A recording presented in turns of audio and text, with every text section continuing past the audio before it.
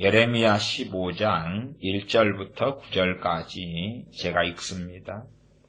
여호와께서 내게 이르시되 모세와 사무엘이 내 앞에 섰다 할지라도 내 마음은 이 백성을 향할 수 없나니 그들을 내 앞에서 쫓아내치라. 그들이 만일 내게 말하기를 우리가 어디로 나아가리요 하거든 너는 그들에게 이르기를 여호와의 말씀에 사망할 자는 사망으로 나아가고 칼을 받을 자는 칼로 나아가고 기근을 당할 자는 기근으로 나아가고 포로될 자는 포로됨으로 나아갈지니라 하셨다 하라. 나 여호와가 말하노라. 내가 그들을 네 가지로 벌하리니 곧 죽이는 칼과 찢는 개와 삼켜 멸하는 공중의 새와 땅의 짐승으로 할 것이며 유다 왕 히스기야의 아들 므낫세가 예루살렘에 행한 바를 인하여 내가 그들을 세계 열방 중에 흩으리라. 예루살렘아 너를 불쌍히 여길 자 누구며 너를 곡할 자 누구며 돌이켜 내 평안을 물을 자 누구뇨. 여호와께서 가라사대 너가 나를 버렸고 내게서 물러갔으므로 너게로 내 손을 펴서 너를 멸하였노니 이는 내가 뜻을 돌이키기에 염증이 났음이로다. 내가 그들을 이 땅의 여러 성문에서 키로 까불러 그 자식을 끊어서 내 백성을 멸하였나니 이는 그들이 그 길에서 돌이키지 아니하였음이라.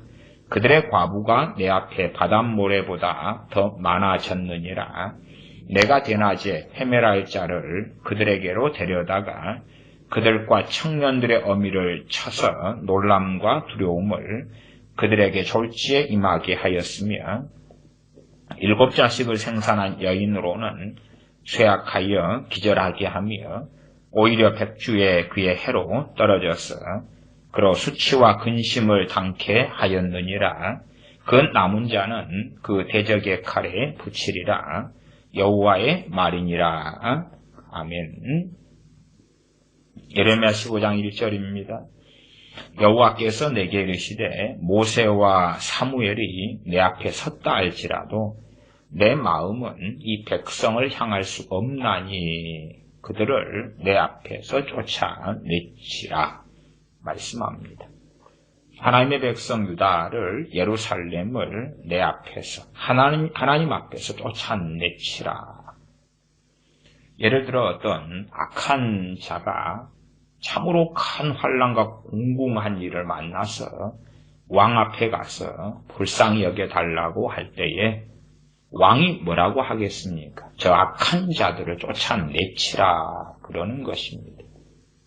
그나마 단지 가난하다고 선하거나 옳은 것이 아니라 어려움과 환난과 공공을 당해서 악한 자가 아닌 자들, 나아가 악에서 돌이킨 자들, 그런 자들이 긍휼을 구하면서 도와달라고 할 때에 도와줄 여지가 있을 것입니다. 그러나 악 속에 물들고 악하게 사는 사람들, 악을 행하기에 능숙하고 익숙한 사람들, 그러한 사람들이 비록 하나님의 백성이나 하나님 앞에 환난을 당하여 도와달라 할 때 하나님께서는 그들을 내 앞에서 쫓아내치라 말씀하고 있습니다. 나아가서 우리가 참 모세의 중보기도 등을 확인하며 사무엘 선지자의 기도를 봅니다. 내가 너희를 위하여 기도를 쉬는 죄를 범치 아니하리라.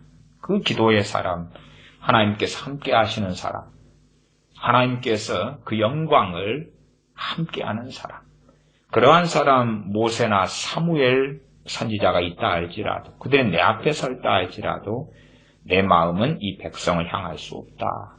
하나님, 모세나 사무엘 선지자 기도하는 거지요. 이 백성을 하나님 불쌍히 여겨달라고. 정말 모세나 사무엘 선지자가 그때는 당연히 천국에 갔습니다만은 하나님께서 예제로 드시는 것입니다. 모세나 사무엘 같은 이가 살아서 하나님께 예루살렘 백성과 유다 백성을 위하여 불쌍히 여겨달라고 구하고 기도한다. 그것이 내 마음으로 하여금 이 백성에게 향해달라. 그런 기도와 요청을 한다 할지라도 하나님께서는 나는 그럴 수 없다 말씀하시는 것입니다. 에스겔 14장에 보면 어떤 말씀이냐 그러면 에스겔 14장 14절입니다. 외우기가 좀 쉽습니다. 에스겔 14장 14절에 세 사람의 예제를 하나님께서 드십니다. 첫째는 대홍수 때의 노아와 그리고 에스겔 선지자는 다니엘 선지자와 함께 하긴 하지만 다니엘 선지자가 좀 더 앞이다 그렇게 할 수도 있습니다. 그래서 노아, 다니엘 그리고 욥, 노아, 다니엘, 욥 이 세 사람이 하나님 앞에 서 있다 할지라도 자기의 의로 자기의 생명만 건지리라 하나님 말씀하십니다. 정말 하나님의 은혜를 입고 의로운 의인 노아가 있어도 그리고 노아가 의롭게 살아도 자기의 의로 자기밖에 살리지 못한다. 왜요? 그만큼 예루살렘 백성들이 악하고 타락했기 때문에 그렇습니다. 마찬가지로 다니엘 같은 참으로 하나님을 경외하며 하나님을 섬기려고 목숨까지 건 그러한 다니엘 같은 나아가 욥 같은 의인이 있어도 그들의 의로움으로 자기 생명만 살린다 그 말입니다. 다니엘이나 노아나 욥이 있었다면 하나님의 말씀을 증거했을 것 아닙니까? 그들이 의로운 삶을 살았을 뿐만 아니라 하나님의 말씀을 증거했을 것입니다. 그러나 그 하나님의 말씀을 증거한다 할지라도 이 악한 백성은 듣지 않는다고 말. 나아가서 그 악한 백성을 위하여 기도한다 할지라도 하나님께서는 듣지 아니하겠다 하시는 것입니다. 그것이 예레미야 15장 1절에 모세와 사무엘을 예제로 두셨고 에스겔 14장 14절에서는 비슷하지만 좀 다른 말씀으로서 노아, 다니엘, 욥을 예제로 들었습니다. 그리고 그들을 내 앞에서 쫓아내치라. 긍휼을 얻을 자가 긍휼을 얻기 위하여 왕 앞에 나아간다면 왕은 긍휼을 베풀 수 있을 것입니다. 더군다나 자비로우시며 은혜로우시며 노하기를 더디하시는 하나님 앞에 긍휼을 베풀 또한 은혜 받을 수 있는 자가 하나님 앞에 강박지 않은 자가 하나님께 나와 탄원하며 은혜를 구한다면 하나님은 은혜를 베푸실 것입니다. 그러나 예루살렘 거민들은 그러나 하나님의 백성인 유다 거민들은 그러한 자들이 되지 않기 때문에 하나님께서 그들을 내 앞에서 쫓아내치라 명백하게 말씀하십니다. 2절은 그들이 만일 너에게 말하기를 우리가 어디로 나아가리요 쫓아내치라 그러고 이제 쫓아냈을 때에 그럼 우리한테 어디로 가라는 이야기입니까? 하나님께 와서 도움 구하려고 했는데 우리를 쫓아내면 어디로 가리요? 그러면 하나님께서 이렇게 선지자 예레미야야 말해라. 다시 말하면 어느 때가 되면 하나님께 자신들이 온갖 악함 속에 살더라도 절망과 환난과 비극이 다가올 때에 사람들은 선지자를 찾지 않습니까? 선지자를 찾아서 예레미야 선지자여 이제야 당신 말을 좀 믿겠습니다. 그러니까 당신이 하나님께 기도해서 우리를 좀 불쌍히 여겨달라 하십시오. 그때에 그 전까지 하나님의 말씀을 증거해 왔으며 하나님의 말씀을 들으라 했을 때에 듣지 않았던 그들을 어떻게 한다는 이야기입니까? 쫓아내버려라. 그러면 그 사람들은 뭐라고 말하겠습니까? 야, 참 당신이 지금쯤 오니까 하나님의 종인 줄 알았다. 정말 많은 제사장들과 선지자들이 모두 다 평강하다 했는데 마침내 그렇지 않다는 것이 드러났고 당신이 참 선지자인 것으로 우리가 동의가 되는데 당신이 참 선지자면 우리가 도움을 구하면 하나님께 이렇게도 기도하고 저렇게도 기도하고 우리가 도움을 구하기 때문에 선하고 좋은 말 우리에게 해주고 그러기를 기대한다. 그런데 우리를 쫓아내냐? 사랑도 없어. 그러놓고 어떻게 선지자야?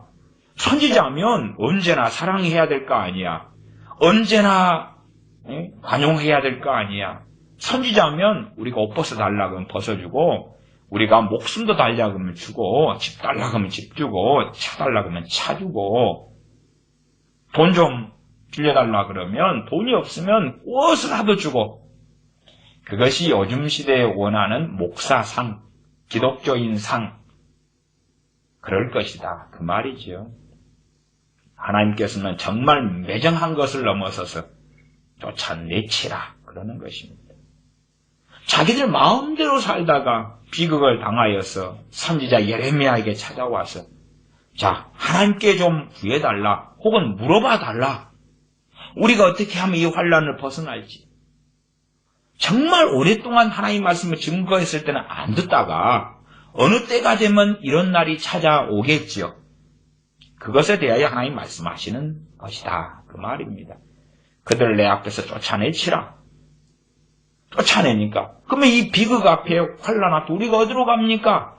그리고 그들은 물을 거다. 그러면 이렇게 대답해라. 15장 2절 너는 그들에게 이르기를 여호와의 말씀에 와 하나님께서 쫓아내치긴 하는데 그래도 무슨 피할 길을 주시는 것 아니냐. 여호와의 말씀에 첫째 사망할 자는 사망으로 나아가고 사망할 자 죽을 자는 죽어라. 죽을 자는 죽어라. 첫째 죽을 자는 죽어라. 두 번째 칼을 받을 자는 칼로 나아가라. 말하자면은 갈대아 족속이 침략해 올 때 군인이 돼가지고 전쟁하다가 당연히 다 죽어나가지. 칼에 죽을 자는 칼로 나아가라. 칼을 받을 자는 칼로 나아가라. 군인이 돼서 죽는 사람도 있고 갈대아 족속이 칼로 그냥 쳐 죽이는 사람도 있겠죠. 다 포함이라고 생각합니다. 사망 죽을 자는 죽고 칼에 받을 자는 칼로 나아가고 칼로도 결과는 대부분 죽는 것입니다. 잘해야 팔다리 끊어지는 것 정도 될 수 있겠습니다만은 칼을 받을 자는 칼로 나아가라. 세 번째, 기근을 당할 자는 기근으로 나아가라. 굶어 죽을 사람들. 30일, 40일, 50일 굶다가 죽을 자들. 그렇게 죽어라. 네 번째, 포로될 자는 포로됨으로 나아갈지니라 하셨다. 너희들에게 기다리는 것은 해피엔딩이 아니야. 이제 하나님 도와주십시오. 응답이 없으니까 예레미야 선지자에게 찾아와서 당신이 40년간 혹은 오랜 세월 동안 애원해왔던 것이 이제 이루어져서 한 40년 정도 되니까 당신을 참된 선지자로 인정할 수 있을 것 같다. 그러면 당신이 우리를 위하여 구해달라. 우리를 위하여 하나님께 좀 구해달라 해라. 하나님의 말씀은 예레미야 선지자만이 아니라 모세나 사무엘이 하나님 앞에 서서 그렇게 해도 소위 말하면 모세나 사무엘도 요즘식으로 하면 중보자가 될 수 없다 그 말이지요. 유다 백성이 모세가 있었다고 치면 모세 선지자님 나를 대신하여 하나님께 좀 아뢰어 주십시오. 나를 불쌍히 여겨달라고 좀 해주십시오. 사실은 나는 너무 악한데 그러나 내게는 좌우를 분간치 못하는데 갓난쟁이 아이들이 몇 명이 있습니다. 내 아이들을 봐서라도 하나님께 좀 봐달라고 해주십시오. 그러나 모세나 사무엘이 있어도 안 된다고 말이에요. 하나님께서 마음을 너희들에게 향할 수 없다. 말씀하시는 거고 그래서 사망으로 갈 자는 사망으로 칼을 받을 자는 칼로 기근을 당할 자는 기근으로 포로될 자는 포로됨으로 나아갈지니라 하셨다. 그렇게 전해라. 언젠가는 그렇게 해야 될 때가 왔을 것이고 선지자는 순종했을 것입니다. 그러면 백성들은 참 야박하다. 하나님께 대항하고 싸우기보다는 아마 선지자 예레미야에 대하여 너가 주의 종이면 어떻게 그럴 수 있느냐. 심지어는 하나님은 안 그랬을 건데 예레미야 당신이 주의 종의 자격과 자질이 없다 그럴 수도 있을 것입니다.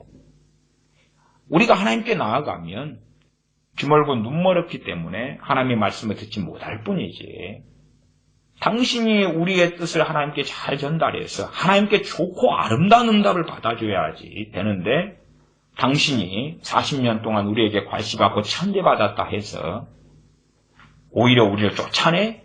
그리고 이 악담을 하는 거야? 아마 그런 반응이 충분히 나중에는 나왔을 것이다.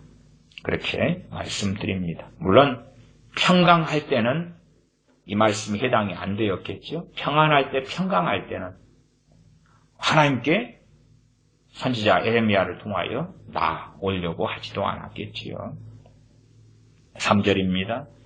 나 여호와가 말하노라. 내가 그들을 4가지로 벌하리니 곧 죽이는 칼과 찢는 개와 삼켜 멸하는 공중의 새와 땅의 짐승으로 할 것이며 4가지 방법으로 벌하겠다. 물론 이 4가지 방법이라는 것을 하나님 말씀하셨습니다만은 다양한 방법이다 이해하시는 것이 좀 더 낫기도 할 겁니다. 또 어떨 때는 앞에 있는 15장 2절에도 가만히 보면 한 4가지가 나왔죠. 사망. 사망 안에는 항상 하나님의 말씀에는 연병, 전염병으로 죽이겠다. 그러면 그 사망 안에는 연병, 전염병 같은 것도 포함되는 사망일 수 있겠습니다. 사망, 칼, 기근, 포로, 그러니까 4가지고, 뒤에 이제 3절에도 4가지니까 그리 연결시킬 수 있겠습니다만은 정확하게는 맞아떨어지지는 않습니다. 그렇기 때문에 해석상에 좀 난점은 존재합니다. 그러나 그럼에도 첫 번째 죽이는 칼, 그러니까 갈대아 족속의 공격을 받아서 죽는다 그 말이죠. 그것이 하나님께서 행하시는 일이다 그 말입니다. 하나님께서 4가지 방법으로 벌을 내리겠다. 벌을 내리겠다.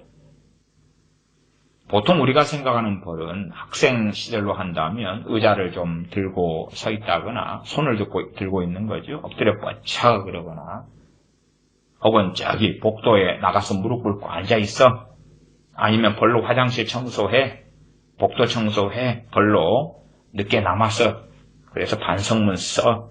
그러나 하나님께서 말씀하신 벌은 하나님의 진노가 나타나는 심판을 이야기하시는 것입니다. 그 4가지로서 3절에 죽이는 칼, 2번째 찢는 개. 찢는도 히브리어상으로 좀 자세히 들어가면 개가 사납게 사람을 물어가지고 질질 끌고 가는 걸 이야기합니다. 개가, 사나운 개가 사람을 물어요. 물어서 팔을 놔주지 않는 거예요. 그런 것의 의미로서 찢는 개, 그렇게도 우리가 번역할 수도 있고, 물어뜯는 개 혹은 물어뜯어서 놓아주지 않는 개, 피가 나고 팔이 떨어질 것 같아도 놓아주지 않는 개, 그렇게도 우리가 히브리어를 번역할 수도 있습니다. 2번째가 찢는 개, 3번째가 삼켜 멸하는 공중의 새, 4번째가 땅의 짐승으로 할 것이다. 좀 직역으로 이것을 해석하고 이해한다면 어떻게도 해석되냐 그러면, 하나님의 심판으로 죽는 시체들에 대하여 말하자면은 죽이는 칼로 사람들이 죽었다. 그리고 개나 혹은 공중의 새나 땅의 짐승들이, 자칼 같은 짐승들 포함돼서 시체를 뜯어먹는 걸로 직설적으로 이해할 때가 있습니다.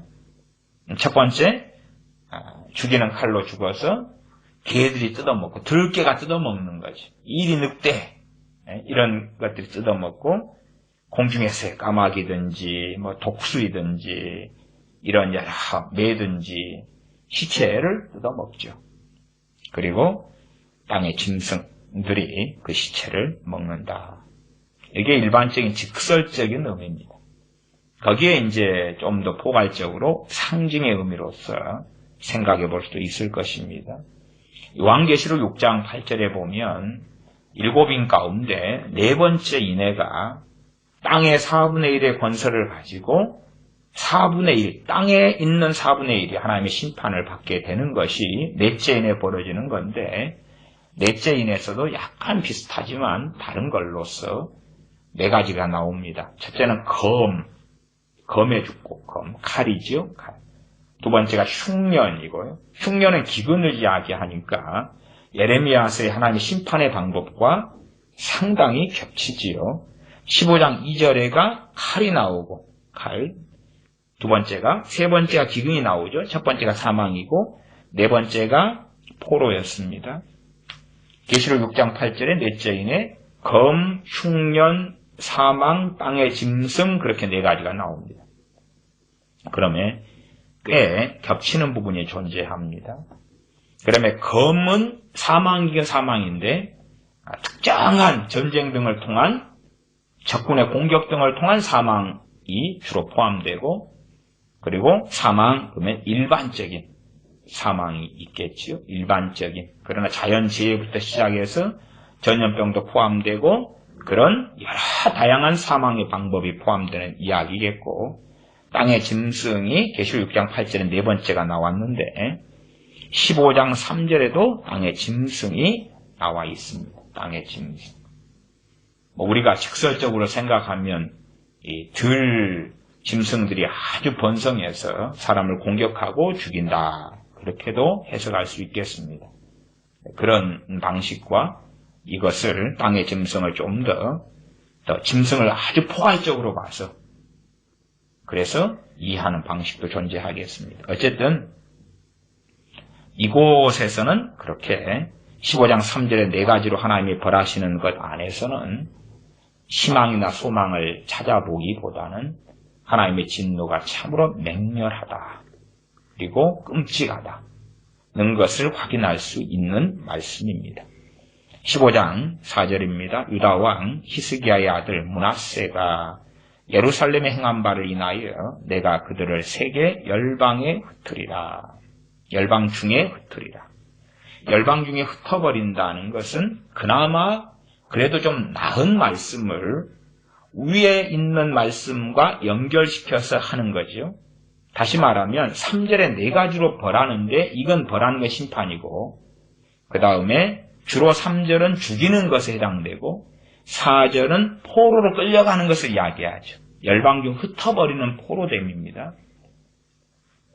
그러면 4절도 벌은 벌인데 3절에 하나님이 4가지로 벌하는 것보다는 그나마 좀 나은 거죠. 물론 예레미야 앞에 본문에서는 살아남은 사람도 죽기를 구할 정도로 극히 고통스럽다 하는 것이 되어져 있기 때문에 포로로 끌려간 사람은 해피엔딩하고 포로로 끌려가면 가나안 땅보다 더 잘 먹고 잘 살고 결코 그런 것이 아닙니다. 최소한 포로로 끌려가진 않아도 우리가 지금 시대의 난민들이 1년 되면은 작년 2018년 난민만 7080명이었습니다. 7080이란 말은 7천만 80만 명, 그것도 베네수엘라의 한 40만 명 이상의 자기 나라를 떠난 사람들을 빼고서 나온 통계 자료가 7천만 명이 넘었습니다. 1년 난민이요. 7천만 명. 난민이 내전 때문에, 내란 때문에, 정치적 이유 때문에, 기근 때문에, 경제적 사정 때문에 난민이 된단 말이에요. 난민이 되면 평안하고 좋습니까? 그럴 리가 없죠. 나그네가 되고, 가진 것이 없고, 구걸하고, 국제구호단체를 통하여 좀 얻어먹고, 난민 사이에 도둑질, 강간, 폭행은 아주 극심합니다. 서로 물고 뜯는 것이 난민촌 안에 끔찍하게 일이 벌어집니다. 그래서 최근에도 유엔에서 어느 난민촌을 폐쇄했다 그런 기사도 나오지요. 난민들이 모이면 같은 형편과 처지기 때문에 가족이 되고 형제가 되고 이웃이 되고 아닙니다.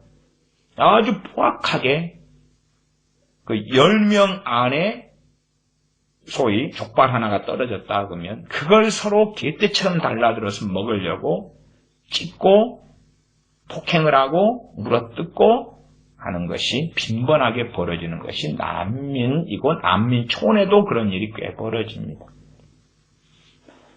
난민이 되어도 쉽지 않은 삶이지. 더 오랜 이야기로는 아프리카에서 흑인들이 노예로 팔려옵니다. 노예살이를 해요. 엉클톰의 오두막집 같은 노예살이를 합니다. 발에 쇠사슬을 차고 모카밭에 가서 일을 하고 그러면 그 노예살이가 해편하고 행복합니까? 아프리카 자기 땅 자기 마을에서 끌려와서 노예사냥 당해서 끌려갔는데 행복하다? 그러지 않지. 결코 그러지 않지. 오히려 많은 사람들은 내가 죽지 못해 사는데 그때 죽었더라면 물론 죽은 다음에 세계를 제대로 알지 못하고 믿지 못하지요. 죽은 다음의 세계보다 내가 지금 겪는 현실이 너무 고통스러우니까 그런 사람들일수록 죽은 다음에 천국이냐 지옥이냐 하는 것은 생각 자체를 하지 않습니다. 그때 죽었더라면 내가 노예로 끌려오지 않고 그때 죽었더라면 좋았을 것입니다. 그러면 포로로 끌려가는 것에 대하여 환상을 가지면 안 됩니다. 노예로 끌려가는 것에 대하여 어떤 환상이 있겠습니까? 그런 환상을 가지면 안 됩니다. 최소한 과거의 흑인들이 노예로 끌려갔던 것보다 더 낫지는 않다 그 말이에요. 그런 것은 반드시 잘 이해해야 됩니다. 그러므로 앞에는 내가 지었고 그 다음에는 포로로 흩어버릴 것이다. 어디에? 세계 열방 중에 흩어버릴 것이다. 그런데 이제 15장 4절에는 누구 죄 때문에 그러냐? 그러면 므낫세 죄 때문에 그렇다 말씀합니다. 므낫세는 이 본문 15장 4절에 나온 대로 유다왕 히스기야의 아들인 므낫세고 이 므낫세가 왕이 되었습니다. 히스기야의 아들로서의 왕. 그런데 히스기야의 아들 므낫세라는 므낫세의 아버지인 종교 개혁을 일으켰으며 전반적으로 하나님 앞에서 잘 옳게 살았던 히스기야의 이름을 끄집어냅니다. 사실상 이것이 많은 기독교인들이 당하는 비극이 될 것입니다. 무슨 말인고 하니 히스기야가 종교 개혁을 일으키고 깨끗하게 하고 하나님 앞에 하나님의 백성 유다, 남왕국 유다를 정결케 하고 하나님을 경외했던 왕인데 그의 아들은 어찌 되었냐 그 말이죠. 소위 말하면 기독교 크리스천들에게 그의 자녀가 있는데 예배를 드렸고 말씀으로 양육받았고 성경을 사주었고 하나님의 뜻이 무엇인지를 조금이든 많이든 가르쳐주었고 예배당에 가서 설교를 들었고 그런데 므낫세로 나온다는 것은 가장 수치스러운 일입니다. 그러면 기회가 없는 세상 사람들보다는 더 끔찍한 하나님의 심판을 받을 수밖에 없습니다. 하나님의 은혜를 누리는 것이 기독교인 가정에 태어나서 하나님의 말씀을 듣고 배울 수 있는 은혜. 그러나 유감스럽게 이 하나님의 사람이었던 히스기야의 아들, 가장 악한 왕이 되고야 맙니다. 그래서 어떤 면에서 유다왕 히스기야의 아들 므낫세라는 히스기야 왕인 므낫세의 아버지 이름을 들매기는 것은 참으로 하나님의 사람 앞에서 그 자녀가 소위 개돼지가 튀어나와 버린 것과 같은 상황이고 그런 것은 시대가 악해져 갈수록 더 극심하게 벌어지는 일입니다. 그러면 우리가 이렇게 생각할 수가 있죠. 왜 상당히 오래전에 히스기야의 아들 므낫세 왕이 행한 범죄로 하나님께서는 이렇게 비극적인 하나님의 심판을 행하시는가? 므낫세 왕의 죄는 죄고 우리의 죄는 우리의 죄고 따로따로지 않은가? 그러나 제가 누누이 말씀드렸던 것처럼 이런 부분에 하나님께서 첫째 연좌제를 물으시는 것입니다. 백성 이스라엘 함께 심판하시는 것. 두 번째, 그것보다 사실은 더 근원적인 것이 있는데 므낫세가 악을 행한 다음에 백성들이 그 악을 따라갔습니다. 그런데 그 이후에 그 악을 정리했고 그 우상숭배를 정리했고 하나님 앞에 똑바로 섰다면 므낫세와 함께했던 백성들이 지었던 악에 대하여 하나님께서는 용서하시며 긍휼히 여기셨을 거라고 저는 믿습니다. 그러나 앞에 나온 말씀처럼 너희 열조보다 너희가 더 악하다. 므낫세가 행했고 함께했던 그 열조 조상들 그들의 악에 더한 악을 더했고 청출어람 청어람처럼 더 그 악을 확대 재생산했다는 것입니다. 그러면 히스기야가 종교개혁을 시켰으나 그 뒤에 므낫세가 왕이 된 다음에 그 악을 일으켰고 그 악이 지금도 너희들 세대에 그대로 나타나고 있고 심지어 더 심해졌다. 그런 것을 포함한 말씀이 이 15장 4절이다 그 말입니다. 유다 왕 히스기야의 아들 므낫세가 예루살렘에 행한 바를 인하여 그것이 과거의 사건이 된 게 아니고 지금 현재의 너희들의 죄악의 사건이 되고 있다. 그것을 너희들은 그대로 행할 뿐만 아니라 거기에 더 심하게 하고 있다. 더 심하게 하고 있다. 그래서 내가 그들을 세계 열방에 흩으리라. 그나마 어떤 면에서 포로로 잡혀간 사람들은 거기에서 칼과 사망과 땅의 짐승으로 죽임당하고 전염병에 죽임당한 사람들은 회개할 기회조차도 얻지 못했을 것입니다마는 포로로 끌려가고 잡혀간 사람들은 비참한 노예살이 속에서 살아있기 때문에 회개할 기회를 얻었겠죠. 마치 누구처럼요? 므낫세 왕처럼 그러겠지. 므낫세 왕에 대해서는 역대하 33장, 열왕기하 21장에 나와 있습니다. 그러면 하나님께서 므낫세가 예루살렘에 행한 바를 인하여 예레미야 15장 4절이죠.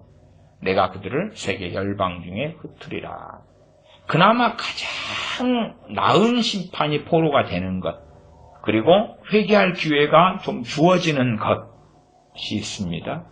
물론 므낫세도 포로 끌려가서 거기에서 회개하고 다시 예루살렘에 돌아와서 하나님 앞에 소위 종교개혁을 일으키고 하나님을 섬겼었습니다. 5절입니다. 예루살렘아 너를 불쌍히 여길 자 누구며 너를 곡할 자 누구며 돌이켜 내 평안을 물을 자 누구뇨. 누가 너를 불쌍히 여기겠느냐. 너가 비극과 환난과 죽음을 당할 때 너를 위하여 울어주고 곡할 자가 누구냐. 또한 돌이켜서 너의 평안을 물을 자가 누구냐. 왜요? 예루살렘에 벌어지는 비극과 참극을 눈앞에 다 보고 있는데 평안하뇨? 안녕하세요? 어떻게 그렇게 평안을 물을 수 있겠습니까? 그럴 수 없죠. 다 불타고 죽고 노예가 되고 끌려가는데 자, 평안하십니까? ¿Cómo estás? 물을 수가 없죠. ¿Todo bien? 물을 수 없어요. 괜찮으세요? 좋으세요? 안녕하세요? 그럴 수 없죠. 또한 예루살렘이 비극을 당할 때 그를 사랑해서 울고 곡하고 통곡할 사람이 어디 있느냐 그 말이. 그러므로 이러한 15장 5절의 말씀은 어느 때에 예루살렘에 하나님의 심판이 임할 때에 벌어질 끔찍한 일에 대하여 다른 관점에서 하나님께서 말씀해주고 계시는 것입니다. 15장 6절입니다. 여호와께서 가라사대 너가 나를 버렸고 내게서 물러갔으므로 너가 나를 버렸다. 그리고 내게서 물러갔다. 그러다가 정말 선지자를 통해 하신 말씀이 이루어지니까 선지자에게 찾아오고 우리를 위해 좀 기도해달라 그러고 해결책이 뭐가 있냐 그러고 그때 하나님께서 15장 1절에 말씀하신 거 아닙니까? 그들을 내 앞에서 쫓아내치라 그러네요. 쫓아내치라. 어쩌다가는 참 탄식스러울 때도 있습니다.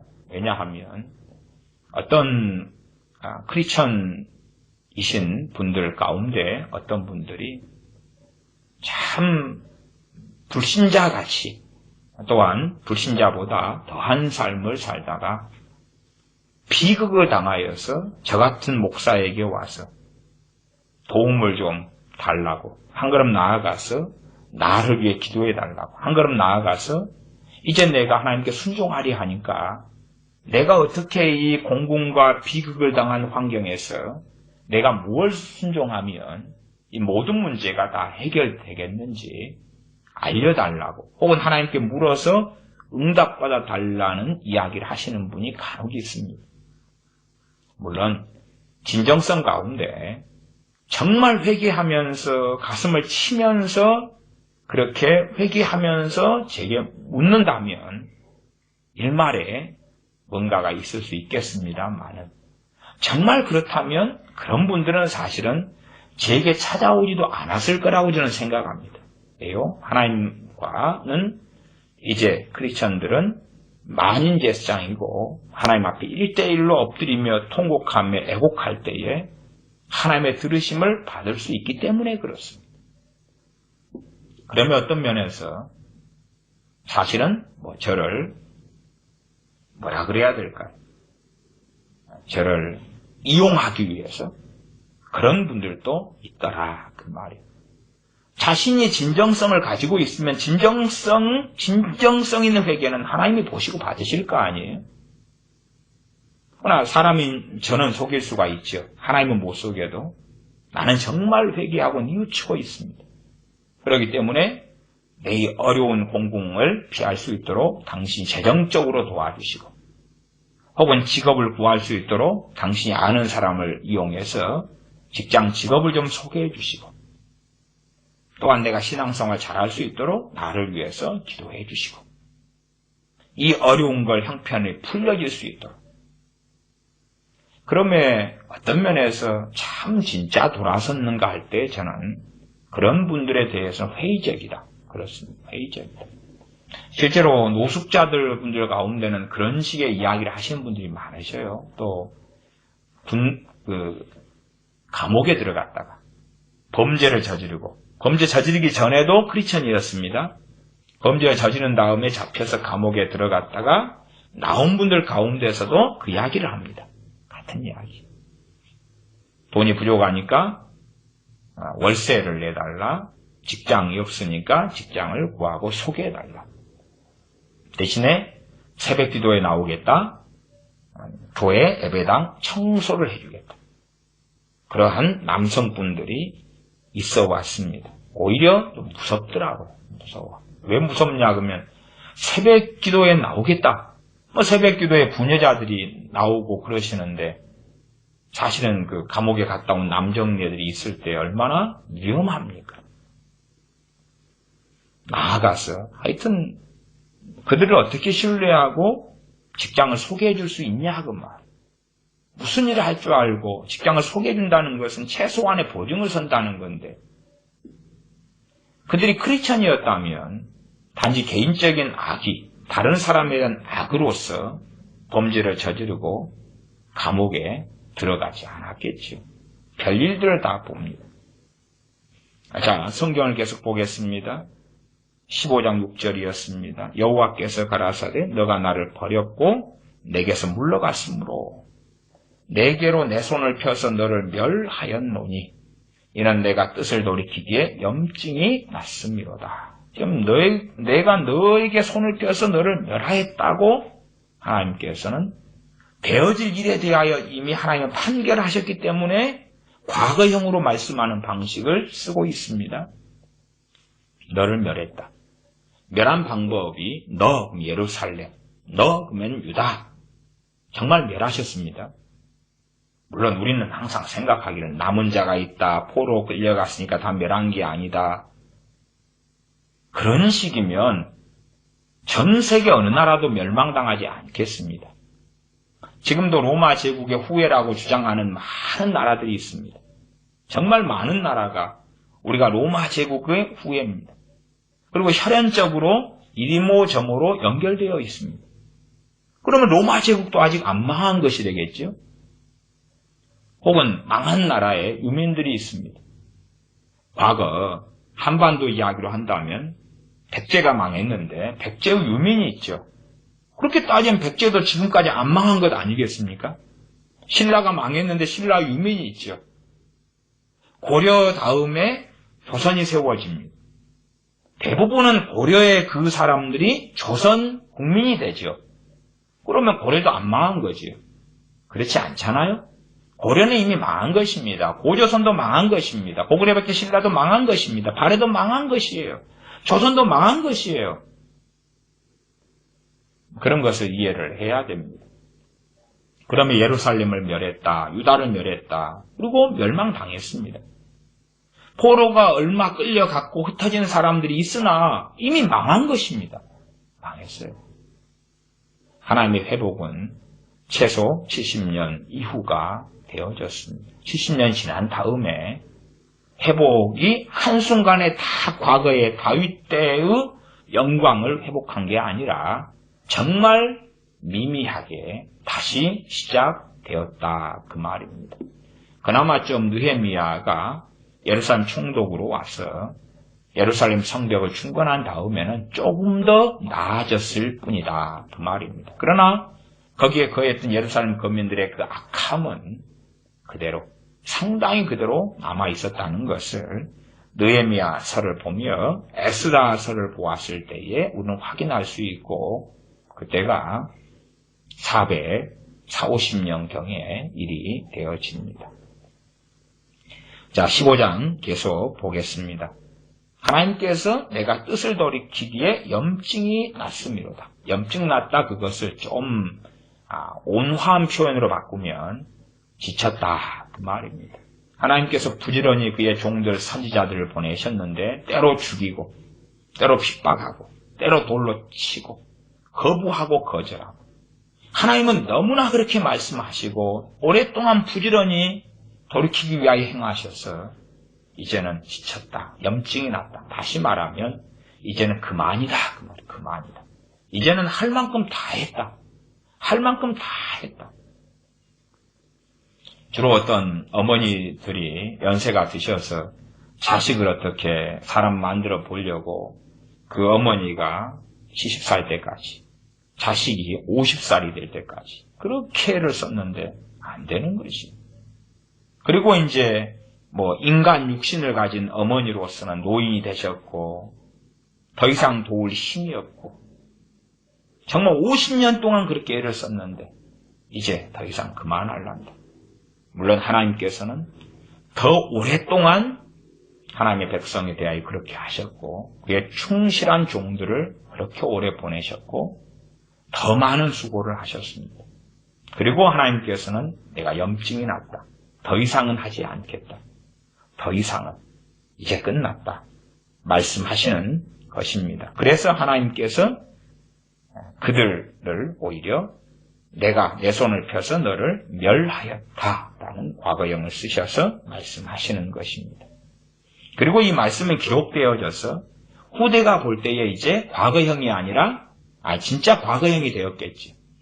당시에 말씀을 들었던 사람한테는 이게 미래가 돼야 될 건데 하지만 그들은 회개하지 않은 채 대부분 죽었고 일부가 포로 잡혀갔고 거기에 털을 닫고 살아남았어요. 후손들이 이제 성경을 보았을 때는 과거 맞구나. 다 지났구나 하는 관점이 되었겠습니다. 7절입니다. 내가 그들을 그 땅의 여러 성문에서 키로 까불러 그 자식을 끊어서 내 백성을 멸하였나니 그 땅의 여러 성문에서 백성들은 성 안에 있을 때 안전을 느낍니다. 그렇기 때문에 성문이 튼튼하고 성 안에 있을 때 안전을 느끼는데 성문에서 그렇다는 이야기는 성문이 열렸다는 이야기고 성이 그 견고한 성들이 점령당했다는 이야기입니다. 그리고 끌려 나왔다는 이야기예요. 그러면 그 안전은 사라지고 좋았던 성은 무너지고 끌려 나와서 이제 갈대아 족속 등에게 처형을 받는 장면이 보여집니다. 그 땅의 여러 성문에서 키로 까불러. 키로 까부르는 것이 뭔지 아시지요? 과거의 녹두 혹은 농사 지을 때 여러 작은 작물들 같은 것, 이런 것을 키로 까불러서 껍질을 날려보내는 것이지요. 키로 까불러서 그 자식을 끊어서 내 백성을 멸하였다. 그러므로 이때에 정말 많은 가문들이 대가 끊겼습니다. 가장 큰 비참함 중에 하나는 부모는 살려놓고 어머니는 살려놓고 노인네는 살려놓고 더 이상 자식을 낳을 수 없을 때, 말하자면은 한 60살 된 노인인데 남편을 죽여요. 60살은 더 이상 대부분 애를 못 낳지요. 그러나 남편 죽이고, 그 다음 자식은 많아서 자랑이 됐어요. 자식이 한 7명, 8명. 와, 참 부자다. 지금 시대는 자식 많은 게 때로 흠이 될 수 있었습니다만은 성경 시대 때는 자식 많은 사람이 영예와 영광을 차지하곤 했습니다. 오히려 자식이 적거나 없는 것이 수치였고 자식이 많은 것은 영예고 영광이었어요. 그러면 60살 되는 어머니가 있다 그러면 그 앞에서 7 아들이 있는데 영광과 영예가 되는 그 아들을 다 죽여버리는 것입니다. 그러면 어떤 일이 벌어집니까? 대가 끊겨버리죠. 대가 끊겨요. 손주라도 남아있고 심지어 손녀라도 남아있으면 대가 어떻게 이어져 간다 말할 수 있다고 말해요.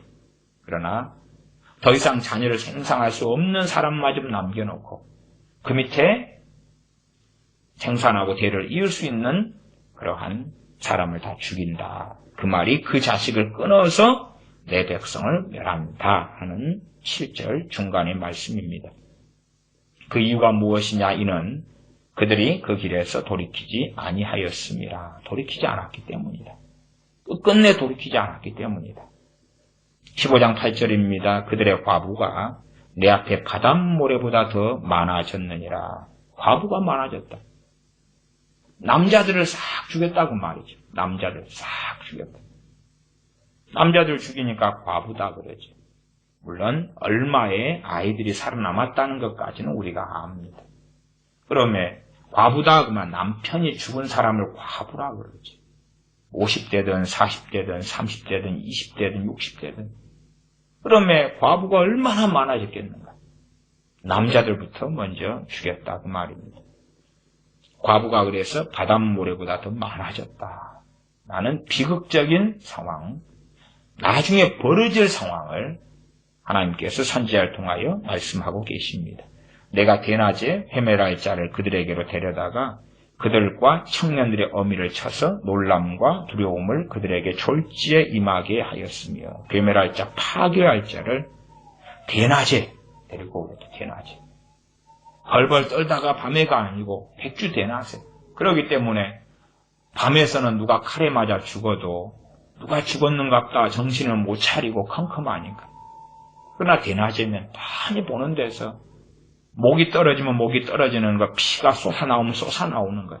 그 비극을 그대로 마음에 각인하는 것처럼 다 본다 그 말이죠. 거기에서 좀 더 자세한 이야기로는 9절입니다. 7 자식을 생산한 여인으로는 쇠약하여 기절하게 하며.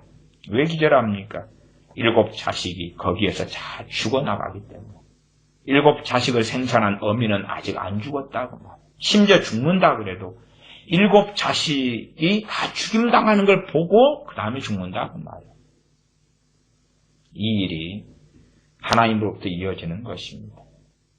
성경의 시편이나 많은 성경에 하나님은 은혜로우시며 자비로우시며 노하기를 더디하시며 인애가 크시다 하는 하나님으로부터 일어나는 일입니다.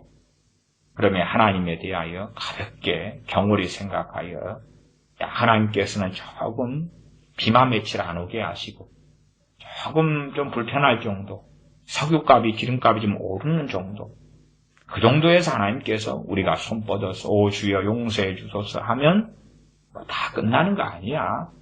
그렇게 하나님을 경홀히 생각하는 사람들은 참으로 하나님을 알지 못하고 있다 말씀드릴 수밖에 없습니다. 천국과 지옥을 믿는 하나님의 자녀들은 압니다. 지옥은 한번 들어가면 영원히 나올 수 없는 곳입니다. 지옥은 얼마의 시간, 100년, 200년의 시간, 1000년의 시간으로도 끝나지 않는 곳입니다. 그 지옥을 누가 만드셨습니까? 하나님께서 만드셨고, 지옥에 넣으시는 분은 누구십니까? 하나님께서 넣으십니다. 하나님께서 그의 천사들을 통해서 지옥에 넣으시죠. 궁극적으로 하나님이 넣으시고 행하시고 만드신 것입니다. 그러면 하나님께서 얼마나 두려우신 분이냐 하는 것이지. 로마 가톨릭이나 정교회 같은 데는 연옥이라는 중간 과정을 만들어 놓습니다. 그러면 하나님은 참 어중간한 분이 되시는 거죠. 그들의 해석으로는 정말 관대하시고 정말 성경 그대로 자기들 입장에서 은혜로우시고 노하기를 더디하시고 인내가 크시고 그렇기 때문에 지옥 갈 자도 연옥으로 보낸 다음에 이 중간에 있는 연옥에서 조금 고생 좀 하면 지옥보다 훨씬 경미한 고생을 좀 하면 천국으로 옮겨주거나 아니면 후손들이 연옥에 간 부모 형제를 위하여서 기도를 좀 하고 헌신을 하고 헌금을 좀 바치고 그러면 혹은 성기순례를 대신 해주기도 합니다. 그러면 연옥에서 천국으로 옮겨진다. 얼마나 하나님은 관대하신가. 그리고 이제 하나님에 대하여 관대하게 보기 어려우니까 중간에 누구를 등장시키냐 그러면 마리아를 등장시킵니다. 마리아는 교회의 어머니다. 마리아를 등장시키고 그리고 하나님께서 말씀하신 예레미야 15장 1절 같은 모세나 사무엘 이러한 하나님의 사람 소위 성인들을 등장시킵니다. 에스겔 14장 14절에 있는 노아 다니엘 욥 같은 사람을 등장시킵니다. 그들에게 기도하고 빌면 그들은 하나님께서 너무 사랑하시기 때문에 그들의 기도를 들어주셔. 그런 성인에게 하는 기도, 마리아에게 하는 기도로 등장시켜서 하나님을 정말 다른 방식으로 바꿔보려고 또한 이상한 하나님을 전파하는 이상한 소위 이단 사이비가 되고야 만 것이 로마 가톨릭과 정교회가 됩니다. 그러나 그런 로마 가톨릭과 정교회와 한국교회 절반 이상의 교단교파 목사들은 손을 잡고 있고 또한 이미 잡았고 그 속에 소속되어 있다는 것은 압니다. 15장 9절입니다. 7 자식을 생산한 여인으로는 쇠약하여 기절하게 하며 오히려 백주에 그의 해로 떨어지어서 그의 해 그가 자랑으로 삼고 영광으로 삼고 위로로 삼고 소망으로 삼는 자식들이죠. 그의 해로 떨어져서 그로 수치와 근심을 당케 하였느니라. 7 아들이 얼마나 7 자식이 자랑스럽고 소망이 되고 당연히 과거에는 자식들이 다 부모를 부양하는 시대 아니었습니까? 그러면 자식이 많으면 노인 돼서 편안하지요. 자랑도 되고 보호해주고 그러면 그의 영광의 멸류관이 자식이 되었습니다마는 그 해가 떨어져서 수치와 근심을 당하게 하였느니라. 그 남은 자는 그 대적의 칼에 붙이리라 여호와의 말이니라. 그렇게 참으로 예레미야 15장 1절부터 9절까지는 하나님의 심판하시는 여러 양상과 방법이 나와 있고 참으로 너무나 두려울 정도로 하나님께서 끔찍한 일을 보게 하시는 것까지 나와 있습니다. 그냥 남은 자, 물론 포로로 잡혀간다는 것이 나와 있지요. 그것이 15장 2절도 나와 있고 그리고 15장 4절도 나와 있습니다. 일부가 포로 잡혀간다. 그러나 그것이 포로 잡혀가니까 행복하고 포로 잡혀가니까 천국 가고 포로 잡혀가니까 회복되는 거고 포로 잡혀가니까 남은 자로서 그런 사람들은 구원이 있고 영광이 있고 기쁨이 있고 자신의 고향 땅보다 더 잘 먹고 잘 살게 되고 절대 그런 이야기가 아니라 포로 끌려가는 것은 또 다른 하나님의 심판이다. 그러한 하나님의 진노의 결과다. 그런 입장에서 네 번째 포로로 끌려가는 것이 나와 있습니다. 15장 2절로 가면 첫 번째가 사망. 사망할 자는 사망으로 나아가고 칼을 받을 자는 칼로 나아가고 기근을 당할 자는 기근으로 나아가고 포로될 자는 포로됨으로 나아갈지니라. 하나님께서 그들이 하나님을 버렸기 때문에 하나님께서 그들을 내 앞에서 쫓아내치라 말씀하시며 이루어질 일을 그의 종 선지자를 통하여 말씀하셨습니다. 기도하겠습니다. 아버지 하나님, 하나님을 우습게 여기며 만홀히 여기며 조롱하며 자기들이 믿고 싶은 하나님, 자기들이 생각하는 하나님, 심지어는 이 구약의 이런 말씀들은 율법이고, 그러면 지금은 우리는 복음 속에 살고 있기 때문에 이 율법 속에 예레미야서에서 말씀하시는 하나님에 대하여 인정하지 않고 자기 마음대로 살아도 예수님 믿기 때문에 구원받고 안전하리라. 이러한 망상들이 교회 안에 팽배하게 퍼져 있습니다. 하나님의 말씀을 통하여 하나님을 바로 알고 하나님의 두려우심을 알며 하나님 앞에 어떻게 겸비하며 어떻게 회개할 바를 배우게 하여 주시옵소서. 우리 주 예수님의 이름으로 기도하옵나이다. 아멘.